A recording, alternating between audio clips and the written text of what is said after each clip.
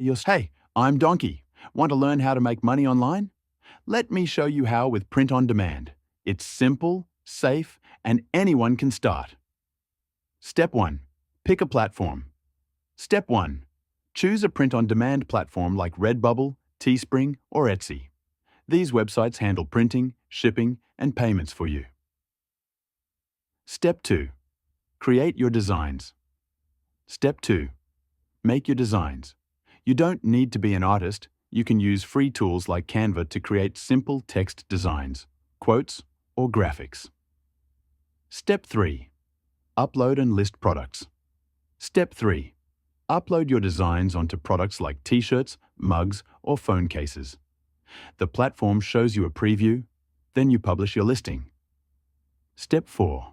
Marketing and traffic. Step 4. Share your store online. Use TikTok, Instagram, or Pinterest to show off your products. The more traffic you bring, the more sales you'll make. That's it. Print on demand is one of the easiest ways to start an online business. No inventory, no risk. Just design, upload, and earn while you sleep. Want me to teach you more? Follow along.